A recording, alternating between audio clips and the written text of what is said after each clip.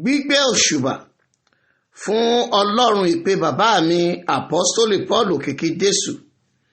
Ó ṣe pàtàkì, ó ṣe kókó fún ẹnikẹ́ni tí kìí bá ṣe ọmọ àlè láti gbé òṣùbà fún àwọn òbí rẹ̀ tí wọ́n tọ́. Torí náà mo ronú jinlẹ̀, mo rí wípé ó yẹ kí n fi ìmoore wọn fún arúgbó ọjọ́ ẹni tó pe bàbá mi àpọ́stólì Paul òkìkí Jésù. Mo mọ̀, ó sì yé mi yékéyéké wípé mo ní láti dá gbogbo ọpẹ́, gbogbo ìyìn, gbogbo ògo padà sọ́dọ̀ Ọlọ́run Olódùmarè, arúgbó ọjọ́, àpáta ayérayé, ẹni tí ń jẹ́ èmi ni, ẹni tí ń jẹ́ Alpha àti Omega, Ọlọ́run tó pe bàbá mi àpọ́stólì Paul òkìkí Jésù tó sì fi bàbá mi ṣe májẹ̀mú ìgbàlà fún ìran ẹ̀dá ènìyàn. Ìpè bàbá mi ó tayọ ìpè gbogbo àwọn wòlíì àti àlùfáà nínú ayé lónìí. Ìpè bàbá mi kò láfiwé, a ò lè fiwé ìpè ìkọ̀kan lára àwọn ikọ̀ Ọlọ́run tàbí wòlíì tó ṣì wà lórí ilẹ̀ alàyè lónìí, nítorí pé bàbá mi a máa gòkè lọ sórí ìtẹ́ àánú nínú ìgúnwà ọ̀run láti mú èyí tí í ṣe ọ̀rọ̀ wá fún ìran ẹ̀dá ènìyàn.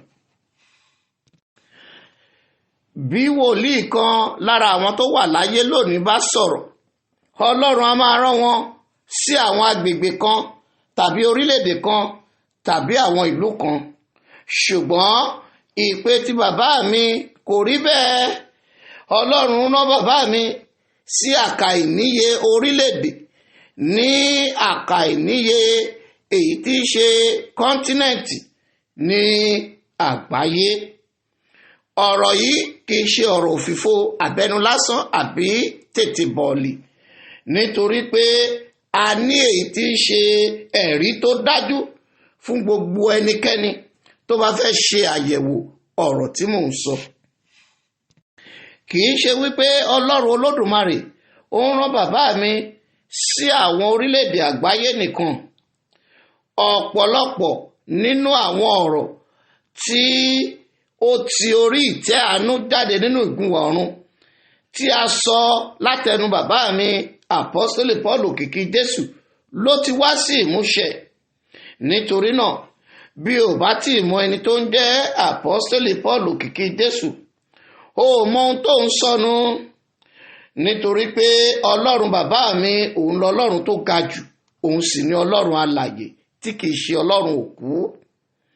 Ìdí rèé tí àwọn ìtẹ́ òkùnkùn àti àwọn ìjọba Sátánì tí wọ́n fi ń bẹ̀rù bàbá mi àpọ́stólì Paul òkìkí Jésù, wọ́n sì ń bẹ̀rù láti kọlù ú tàbí láti bá bàbá mi jìjàkadì nínú ẹ̀mí.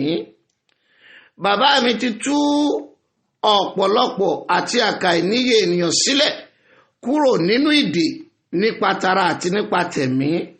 Ọlọ́run sì ti lo bàbá mi àpọ́stólì Paul òkìkí Jésù fún ọ̀pọ̀lọpọ̀ iṣẹ́ àmì àti ìyanu.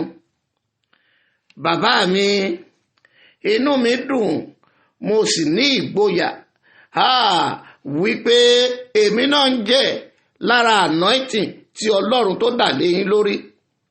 Fún gbogbo àwọn ènìyàn tí wọ́n ń wo Frank Akànbí gẹ́gẹ́ bí ara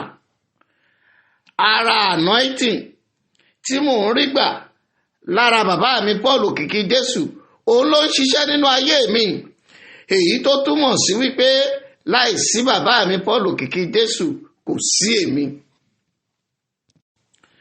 Bàbá mi, mo gbé òṣùbà fún yín fún iṣẹ́ ribiribi tí Ọlọ́run ti gbọ́wọ́ yín ṣe. Ọlọ́run á túbọ̀ máa sọ agbára yín dọ̀tun, kò ní sú yín, kò ní rẹ̀ yín. Ìpè tí Ọlọ́run pè yín yóò pé Ọlọ́run Olódùmarè tó pè yín, yóò pé gbogbo ìran ẹ̀dá ènìyàn tó rán yín sí, yóò pé ẹ̀yin àti ìdílé yín. Ẹ jẹ́ alábùkún títí láéláé. Àlàáfíà.